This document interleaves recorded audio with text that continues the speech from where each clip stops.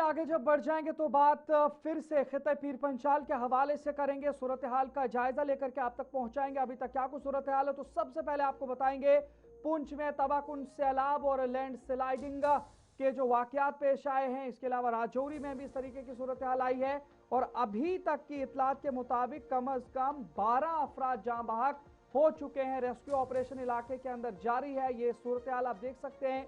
मुतअद्दिद गाड़ियां सैलाबी रेलों में बह गई हैं। दाखिला वजीर अमित शाह, लेफ्टिनेंट गवर्नर मनोज सिन्हा और वजीर आला उमर अब्दुल्ला की सूरत हाल पर गहरी नजर है।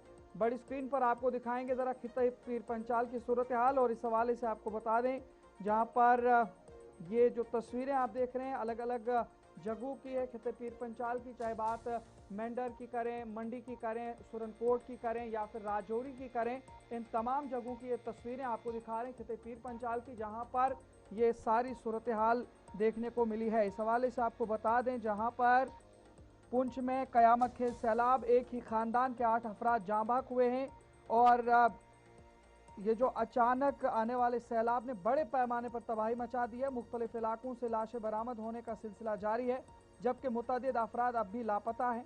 तहसील सुरनकोट के बफलियाज ब्लाक के लोयरमड़ा इलाके में एक ही खानदान के 8 अफराद जाँ बहक होने की इतला है।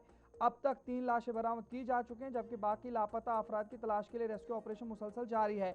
इधर सांगला में लापता 5 अफराद में से एक खातून की लाश बरामद हुई है जबकि दीगर अफराद की तलाश जारी है। इसी दौरान मरहोट से भी एक खातून की लाश बरामद की गई है जबकि संगलियानी इलाके से भी एक लाश मिली है, जिसके बाद हिलाकतों की तादाद में मजीद इजाफा होने का खदशा जाहिर किया जा रहा है। क्योंकि अभी तक अगर हम बात करें तो अभी तक इस पूरे मामले में 12 अफराद की जो लाशें वो निकाली जा चुकी हैं, लेकिन मजीद खदशा जाहिर किया जा रहा है कि मजीद जो है लोगों की जानें इस सैलाब और इस सूरत हाल में जा चुकी हैं। पुलिस, SDRF, मकामी इंतजामिया और दीगर रेस्क्यू इदारे शदीद बारिश, दुश्वार गुजार रास्तों और ख़राब मौसमी हालात के बावजूद बड़े पैमाने पर सर्च और रेस्क्यू ऑपरेशन में मसरूफ़ हैं। इंतजामिया ने नशीबी इलाकों के रिहायशों से एहतियात बरतने, गैर ज़रूरी सफ़र से गुरेज करने और सरकारी हिदायत पर अमल करने की भी अपील की है।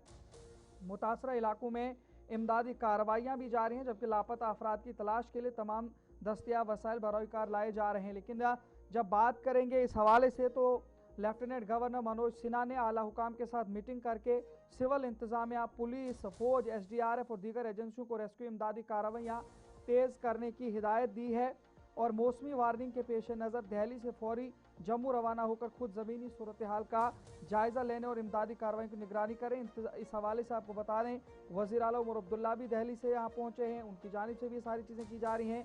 बात वज़ीर दाखिला अमित शाह की करेंगे। उन्होंने लेफ्टिनेंट गवर्नर मनोज सिन्हा और वज़ीर आला उमर अब्दुल्ला से रब्ता करके सूरत हाल का जायज़ा लिया है और मरकज़ी हुकूमत की जानिब से हर मुमकिन ताउन की यकीन दहानी भी कराई है। लेकिन अब लेफ्टिनेंट गवर्नर मनोज सिन्हा की जानिब से बाकायदा तौर पर इस पर बयान जारी किया गया है। क्या कुछ कहा है जरा सुनते हैं। उनको एहतियात बरतने के लिए, सुरक्षा के इंतजाम करने के लिए और जहाँ ये लगता है कि वहाँ पानी ज़्यादा हो सकता है या लोगों की जान को खतरा हो सकता है, सुरक्षित स्थानों तक पहुँचाने के निर्देश दिए गए हैं।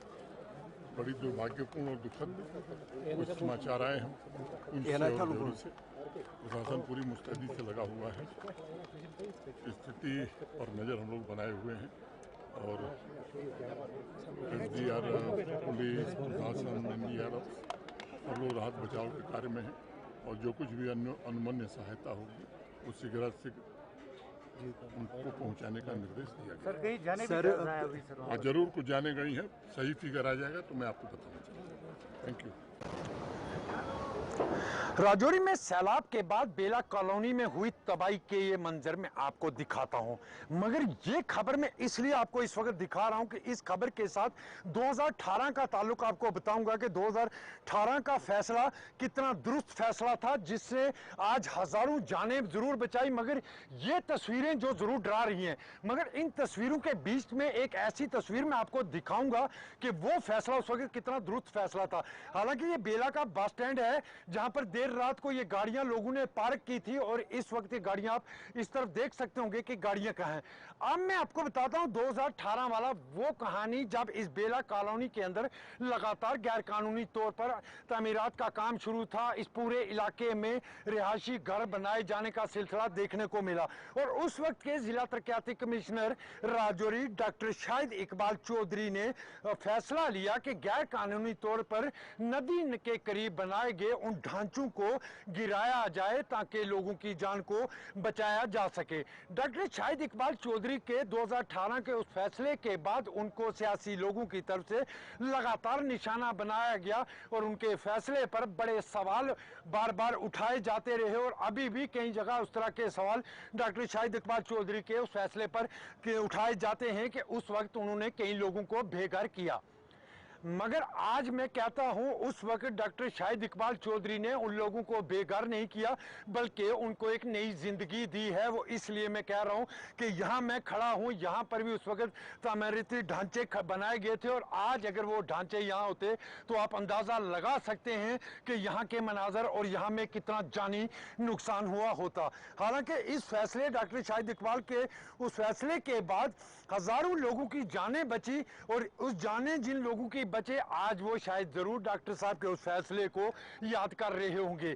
मैं इसलिए इस खबर को आपको दिखा रहा हूं क्योंकि 2018 में भी मैं इसी जगह पर उस दिन खड़ा था जब जेसीबी से कई ढांचों को गिराने का सिलसिला लगातार देखने को मिलता था और उसके बाद जब ये ढांचे गिराए गए तो इसके आगे एक चिल्ड्रन पार्क बनाया गया, यहाँ बस स्टैंड बनाया गया और उसके बाद आज जो मनाजर देखने को मिल रहे हैं 2026 में आप देख सकते होंगे कि ये वो तस्वीरें हैं कि अगर उस वक्त डॉक्टर शाहिद इकबाल चौधरी के वो फैसला आज समझ में आ रहा होगा कि कितना दुरुस्त फैसला था जिसने हजारों जानें बचाई।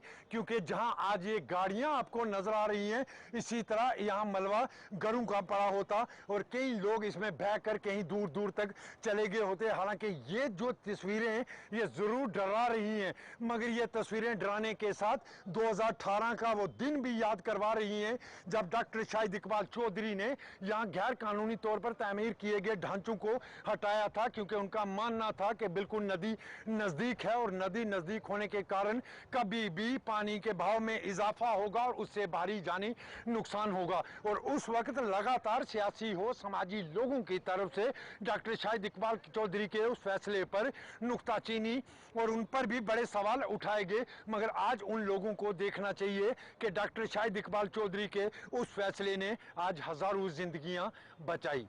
राहुल सूदन के साथ जमशेद